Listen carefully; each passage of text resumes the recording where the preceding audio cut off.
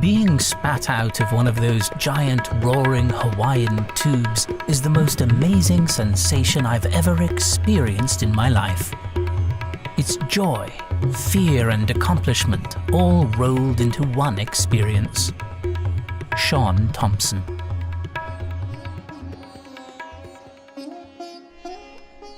Hatha Yoga has a long history and is deeply embedded in Indian culture, which is replete with all sorts of religious and mythological ideas about the practice's ultimate significance.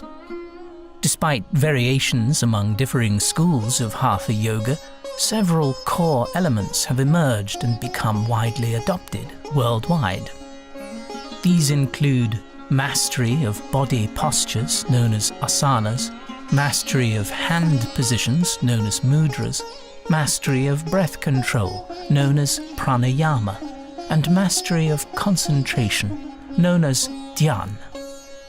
The combinatorial aim of this fourfold methodology was to achieve liberation during one's lifetime from the sufferings of human existence. Achieving such an enlightened state is known by various names, including moksha or nirvana. What is much less known is how yoga, shorn of its theological overlays and spiritual ultimacies, is similar in many ways to the art of bodysurfing. At first glance, this may seem like a gross exaggeration, but on closer inspection, it is clear that a body surfer adept at riding waves actually employs yoga's fourfold technique. For example, imagine the following scenario. You are out at 40th Street in the ocean at Newport Beach in California. A 6-foot wave approaches, most likely generated from a storm off the coast of New Zealand, more common in the summer. And as you correlate your position with the wave's momentum, you position your body just right, asana, so as to best navigate the elevating drop. As you do so, you adjust your hands accordingly, mudras, to better hydrofoil the steep slide. But while doing all this, your breathing, pranayama, becomes much more pronounced, with deep inhales and moments of prolonged oxygen retention. Riding the wave, your concentration, dhyan, dramatically increases as you try to see if you can somehow navigate the collapsing tube and find an exit. Instead, however, you are sucked over the falls, and as you are being tossed, you know from experience that you must hold your breath and not panic. Finally, after being released from Neptune's whitewater washing machine, you float to the surface and take an intoxicating gulp of air. Swimming back to the lineup, you attempt to be more rhythmic in your breathing so to conserve energy for the next set that may arrive sooner than later. You repeat this same pattern over the course of a 2-hour session. Every advanced body surfer knows this ritual intimately and have reenacted it countless times when riding waves at their favorite spots. What most body surfers may not be aware of, however, is how closely body surfing mimics key aspects of Hatha Yoga. I too didn't realize the similarity until I came upon a book entitled Yoga for Health when I was in my early teens.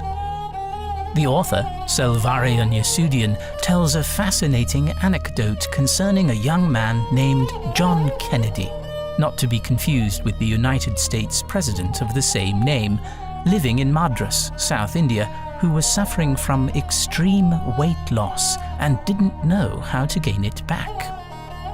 He was advised to practice yoga, but he resisted. However, when Selvaryan came back to visit the same beach weeks later, he found the young man had been completely transformed and was in great shape.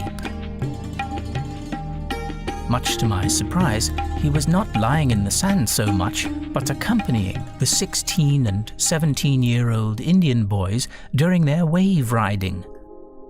After a few weeks, he became so skillful that he could go out in the water up to his mouth then turn his back to the approaching wave, stretch out flat, and let the wave drive him towards the shore as fast as an arrow.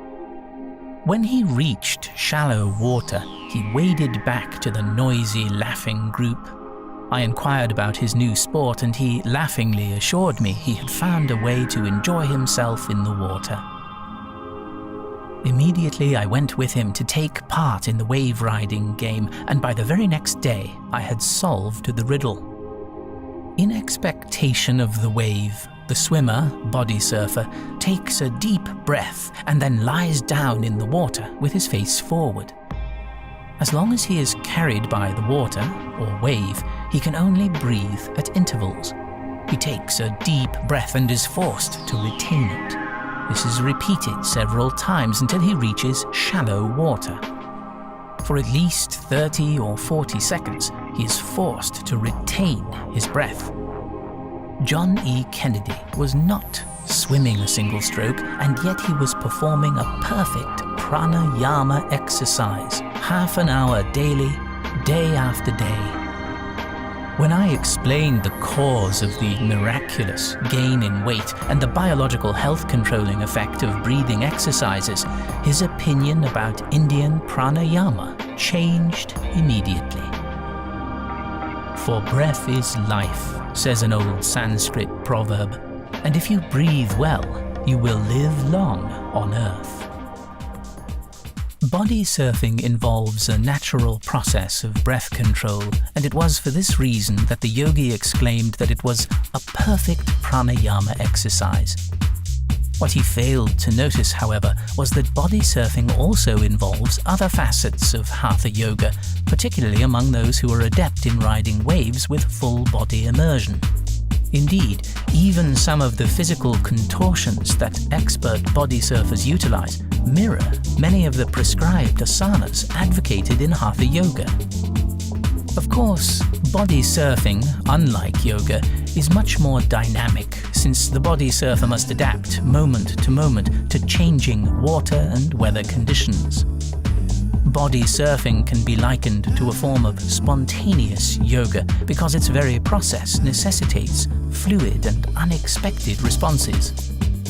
Moreover, where one body surfs alters how one navigates the wave, since different locales demand different approaches. The yoga of body surfing is by its very nature condition dependent, and thus dramatically contrasts with performing exercises on a mat. The Wedge in Newport Beach, California is arguably the most famous body surfing spot in the world. It is one of the only places in the world where there are exclusive hours during the day set aside for body surfers only. It is also one of the most exciting and dangerous waves in the United States, even though it only breaks well on south and southwest swells, which usually arrive between the months of early April to late October. What makes the Wedge unique, and where it derives its name, is due to the long rock jetty that was created at the entrance of the Newport Harbor back in the 1930s.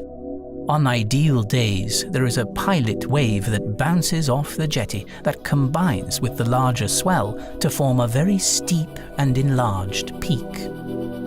Master body surfers at the spot must be able to position their head, torsos, arms and hands just right in order to navigate the vertical descent and ride the wave's contoured face. One famous asana mudra is known simply as the Fred. It was so named in honor of Fred Simpson, a pioneer body surfer at the Wedge in the 1960s and 1970s and founder of the Viper fin brand. Later, this asana evolved into what has been termed the chicken wing. In both cases, the body surfer is attempting to adapt his body to maximize both his or her position and momentum to the ever-changing surface of the wave. While such an asana can be taught, among the premier riders it borders on a bodily intuition where one's contortions are done almost unconsciously and spontaneously. One of the most scenic body surfing spots in the world is Point Panic, just across Kewalo Basin on the south shore of Oahu in the Hawaiian Islands.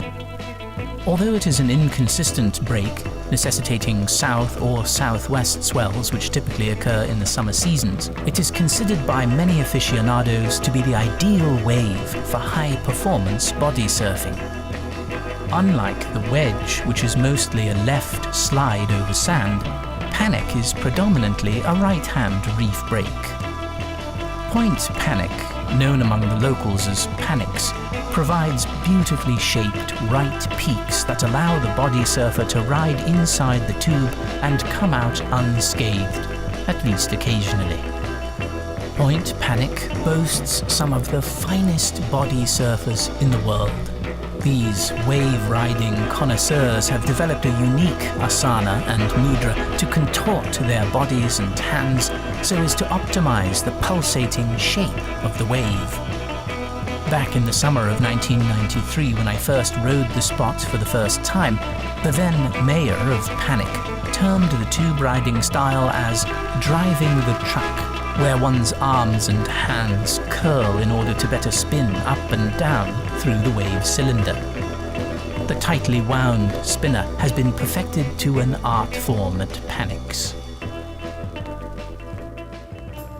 Body surfing is a liquid form of yoga that involves all of one's senses within an oceanic arena. What makes it distinct from more traditional forms of Hatha yoga is that it is practiced on an ever-moving body of water where split-second decisions must be made both consciously and unconsciously. As such, it is both instinctual and cerebral.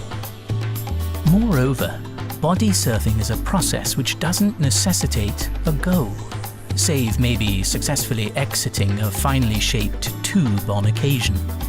It is rather a method for being attuned to the present moment and foregoing the technological madness that has overtaken our civilization, where staring at computer screens for hours on end has become the norm. The yoga of body surfing simply mirrors what dolphins, seals, and other highly evolved mammals have enjoyed doing for countless centuries, feeling and navigating the rush of cascading water against one's skin.